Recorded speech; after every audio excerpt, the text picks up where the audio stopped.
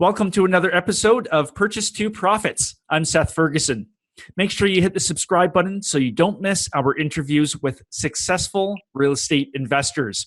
Our guest today is a former NFL player with over 10 years of hospitality and sales experience, and he has completed over $15 million in real estate sales over a 15-month span. Logan Freeman is the founder of Live Free Investments based in Kansas City. Logan, welcome to Purchase to Profits. It's great to have you on the show. Glad to be here, Seth.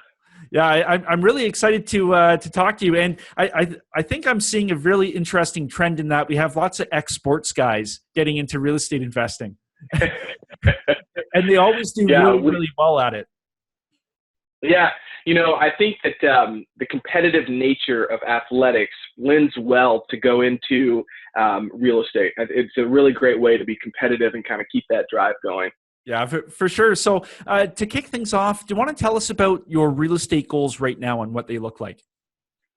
Yeah, so I try not to look at goals from a too far out perspective, because in real estate, really anything can change at any time. And so this year alone, I'm looking to facilitate about $50 million in real estate transactions, either through my traditional brokerage, through partnerships with my investors, and through our syndication business as well. That would be if I had to say that's my number one goal in real estate this year, it would be to focus on that. And that obviously brings a portion of active income and builds my passive income as well. And if you want to dive into those numbers, we can too, but I'm not sure that's super helpful. But number one goal is to facilitate right around $50 million of transactions.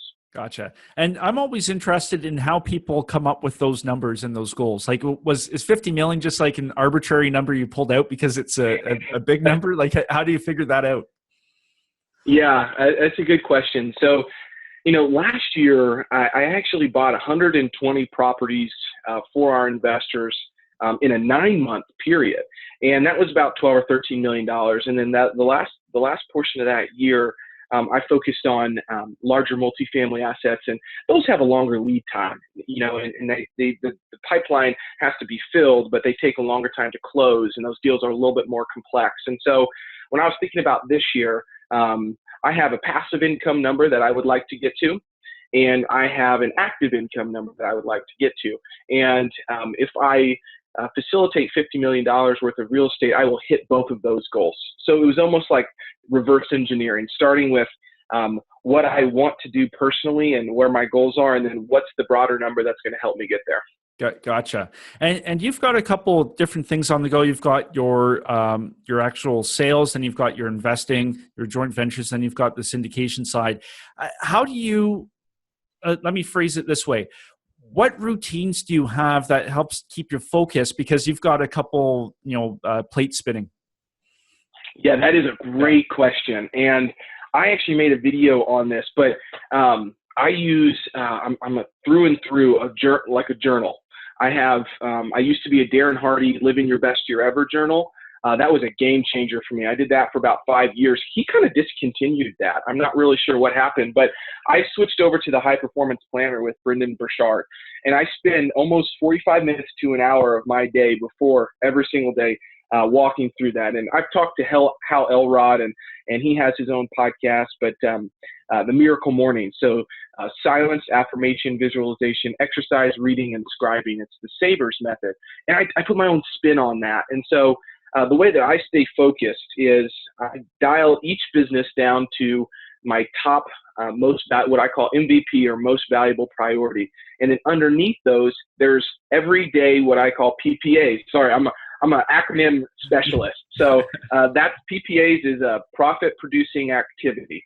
And then I take those profit producing activities and I put them onto my calendar, and I put them into my planner to make sure that those are happening.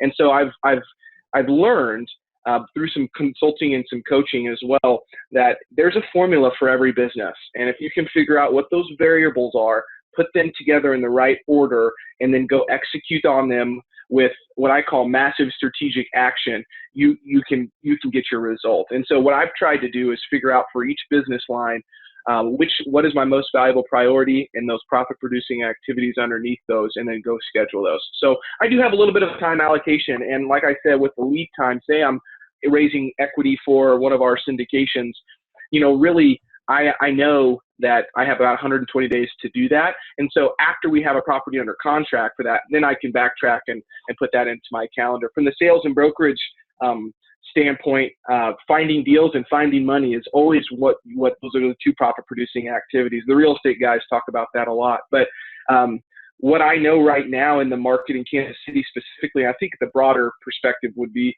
that capital is a commodity right now. There's a lot of money out there. What there isn't is deals. And so I know that cold calling property owners for 4 hours a day, that's bringing me listings and it's bringing my investors deal. So that's what I'm focused on. Yeah. No, I think you make a really good point with that.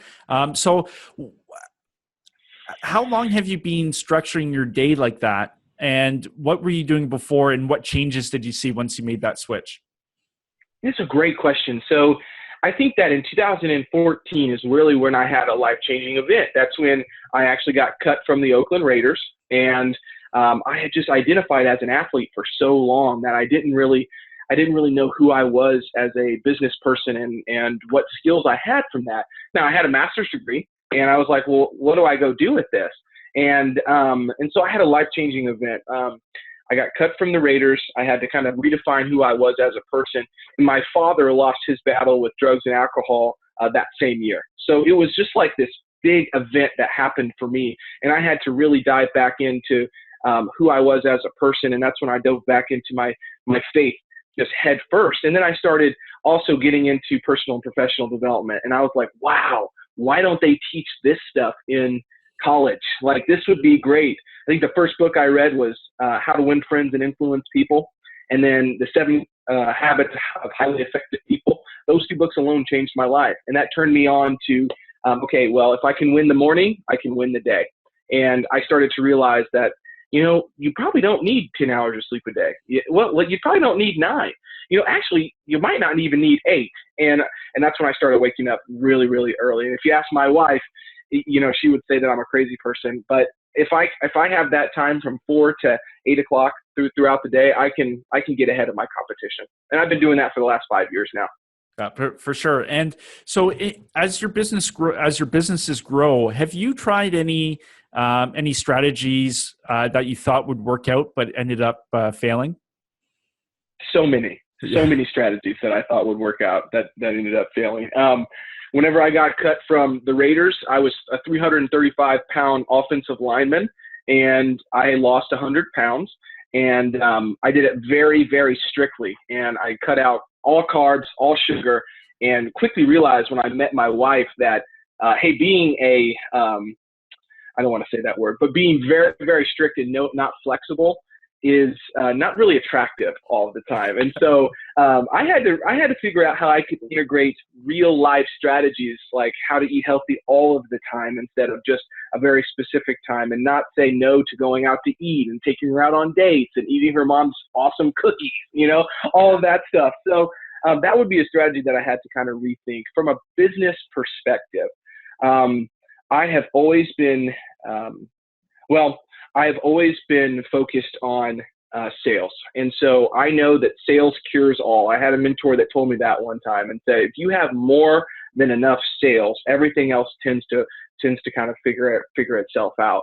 And so one thing that has failed was I think that I would get away from filling the pipeline just a little bit and start focusing on aspects that I really, really enjoyed, like talking to investors all the time, or branding, marketing, content. I love doing that stuff, but it doesn't necessarily fuel the business. It supports the business. Yeah. I don't know if I have an exact strategy that I would say would fail. I just, and my wife kind of says that you fail so fast and you get back up and keep going that you don't even recognize that you failed.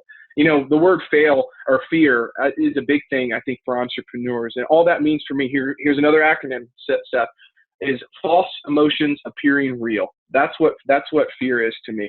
And I'm a Tony Robbins guru, so I love everything about him. I got his book right here. Can I show it to you? Oh, this book right here. Nice. Awaken the Giant Within. That was a game changer and a life changer for me. So it's about that thick. It was the biggest book I ever read. I felt so accomplished afterwards, But I would say that not focusing on those profit-producing activities and things that you just kind of like to do sometimes can get away from growing your business. Yeah, for sure. And you mentioned the double-edged sword of committing 100%. Talking about the diet plan and then having to massage that a little bit with the wife. I think though, I found with all the really successful people, they commit to something 100%, like you did with that diet plan, and that's what allows them to be successful in business. That all-in mentality. Absolutely. Yeah. I couldn't agree more. I think that if you can figure out what the right path is, put literally blinders on, and then just take massive action on that and not worry about everything else, that's why you see people be really, really successful. Yeah, absolutely. So let's talk about your real estate business with joint ventures. Do you want to explain a little bit? Maybe somebody's watching, they don't understand what a joint venture is and how they can get into that. Yeah. What I would like to say is there's a lot of forums and a lot of websites on the internet that do a really great job of helping people understand that there's another way to make passive money. And I always like to say I like to move money off of Wall Street and onto Main Street, right? That's one of my favorite things to do. However, some of them kind of pigeonhole those people that are learning into thinking they have to go buy a single family home, or thinking that they can't do it because they're not in a great market. Right. And so that's what one of my businesses, Live Free Investments, really focuses on. It sits down. I sit down with an investor and say, what are your long-term goals? Like because I think another thing is people who say, I want to have passive income, then don't go buy a single family home. Don't go buy a multifamily home. Invest with somebody that's going to manage it on a day-to-day basis, because if you're a property owner, there's nothing passive about that, unless you have somebody that's managing everything for you. So I try to understand what they really want from that standpoint. And a joint venture, all that is saying, look, you bring something to the table and I bring something into the table. Let's put those two things together, make sure our values align, and go buy a property together. And since you're out of state most likely, and you are either on the coast or somewhere else, not in a great market like Kansas City, you have the capital. I might have the resources here to acquire the property, renovate the property for you, manage it, lease it up, whatever you need, and let's put those things together, and let's take a joint ownership on that property together. So it gives people the peace of mind knowing that I have skin in the game, but also that their asset that they thought they probably couldn't go purchase because it's not just something like a single family home. They have somebody like an expert like myself that has the resources to be there to work with them through that process and work with them on a daily basis. So that's all a joint venture is. And I would say that they're very unique in the sense of I won't partner with everybody, right? Zig Ziglar said, don't do a good deal with a bad guy, and I firmly believe that. So I have to focus on making sure whoever I work with, I can call on a daily basis and we have a good rapport. And I've done that with 4 or 5 investors now, where I've been able to build up some equity in properties really with no money down, to be honest with you, and built over $1 million in equity in real estate without having to really put any money in, because I brought the deal. I brought the resources. I structured it. I found the attorneys. All those certain things. Yeah. So do you want to share with us maybe a deal or two that really stand out as a keystone deal? Absolutely. So I had an investor. He's out in California, and he flew in, and we looked at multifamily apartment complexes. We looked at big commercial buildings together, and really just showed him around the city and different areas that I'm really familiar with. And I came across this property, and it's an area of the city that's very walkable, and a lot of young professionals like to go to it. It's kind of a hot area, but also it's right next to one of the major hospitals. And if you know anything about rentals and short-term rentals or just regular rentals, hospitals and universities, they're always a great driver of those things. So the location was fantastic. I had bought some houses in that area before and done some flips in there. And we looked at it, basically it's a big house that was converted into a commercial building, and everything is zoned commercially. So it's this big commercial structure, and it has a bagel shop on the main level of it. So it has a commercial tenant, and then they built two short-term rental apartments on top, a 2-bedroom rental and then a 1-bedroom penthouse rental. And the property was about $550,000. It was listed. And again, I believe that the riches are in the niches. So things like this that are a little bit harder to manage, a little bit harder to think about from a investing standpoint, has a higher barrier of entry, has less competition and higher returns. That's kind of what I built my boutique real estate investing business on.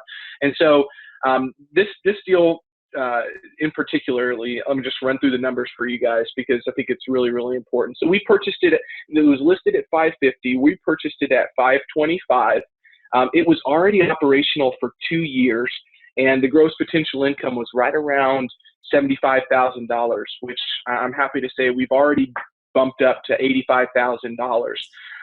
And so the net operating income on that property, and we can talk about the details on this, it's about a 42% expense ratio, is about $46,000, making that deal a right around a 9 cap in a very, very solid location. And so one thing I had to figure out for this property was, well, I don't want to manage short-term rentals because the turnover is really, really high. You have to focus on all the cleanings. Who's going to communicate with all of the guests? That sounded like an operational nightmare for myself. So I interviewed over 25 people who had experience with Airbnb and found a great manager and team to work with called Second Door here in Kansas City. And that's all they do is short-term rentals. They own a bunch of them, and they just built their business around doing that for other people. So they have their in-house cleaning services. And in 2 months of having that property live on Airbnb, myself and the investor are super hosts. And so that thing stays occupied really, really has a great occupancy rate. And I honestly go collect rent from the bagel shop and make sure that there's salt thrown on the ground when we have an ice storm like we did last night. And that's really it. And that's a great example of figuring out the details and the operational piece for an investor, putting those systems in place, and then making sure as an asset manager myself that I oversee the management and insurance of that. Would you like to go over this, how we structured that property? Oh, absolutely. Okay.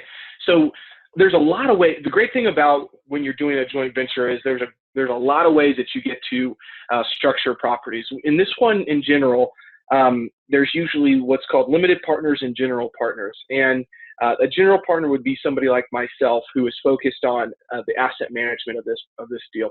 And so my investor in this deal got 80% of the equity. I was able to get 20% of the equity. There's a preferred return. All that means is before anything else, the investor is going to get 8% preferred return on all of the money that they put into the deal. And until they have been recaptured all of their equity that they put into it. There's a 4% asset management fee to me, which I really don't see until about year 2 or 3 when it's stabilized and running well and the investor has been paid off. And then there's a capital transaction fee. And all that means is that when this property sells or we refinance this property, myself as the manager will get a 1% fee on that transaction because I'm tied to the operational efficiency and driving the net operating income on this deal. So say we sell it down the road, I hope that I'll get to sell it. I'm listing a property right next door to it actually, but even if I don't and I'm over in some other state and we need to sell the property, that protects me, and it also keeps me tied to making sure that this property runs well. And so we look at these properties from a return standpoint from a 10-year perspective. And all an average annual return means is it takes the 10 years that we're going to own this property. We might own it longer. And then we're going to refinance this property about year 3 or 4, whenever the investor really wants to pull his cash back out. And then he's going to have an operational asset with no money back into it. So that average annual return turns out to be about 20% over 10 years for this property, which is a great return for an out-of-state investor, and they have no money back in the deal after year 3. Yeah, for sure. So when you first saw this property, you had mentioned it was listed. What was the big blinking light that said buy this property? Was it maybe you could push the rents up like you had mentioned, or what was it? Well, one was the location. I was very familiar with this. I grew up going to a restaurant down the street. So I knew the area was doing really well.